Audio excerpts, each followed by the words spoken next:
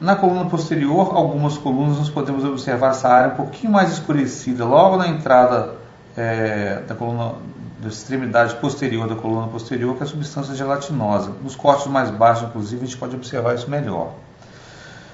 Nem sempre é possível observar isso nos cortes mais altos. O H medular, ele é constituído por neurônios motores e sensitivos de função visceral, também está presente em toda a extensão da medula. Na verdade, é a parte, se a gente comparar o H medular à letra H, é aquela parte horizontal, corresponde àquela parte horizontal da letra H.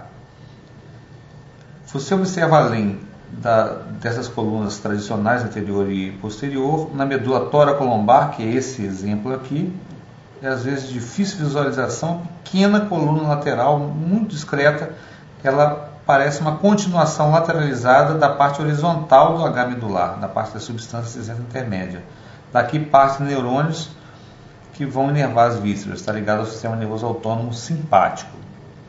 Além da anatomia do H medular, nós podemos estudar na medula a anatomia da substância branca que corresponde aos funículos ou cordões medulares. Nós temos de cada lado 3 funículos, o funículo anterior, o funículo lateral e o funículo posterior. Tem de um lado e tem do outro. São funículos, portanto, simétricos. O funículo anterior ele se localiza entre o sulco lateral anterior e a fissura mediana anterior.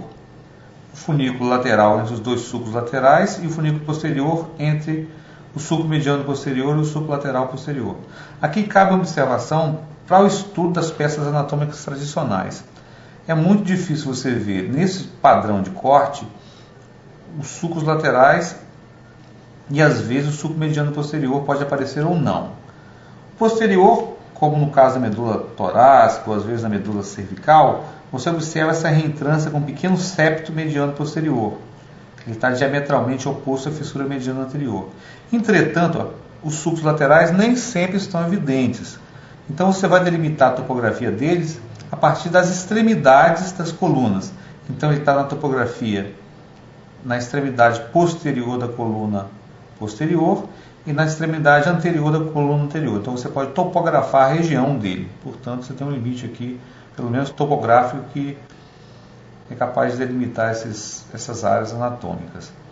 Alguns locais você consegue ver um sulco lateral, como nessa medula lombar alta, por exemplo, mas nem sempre está presente, então você tem que topografar pela região das colunas.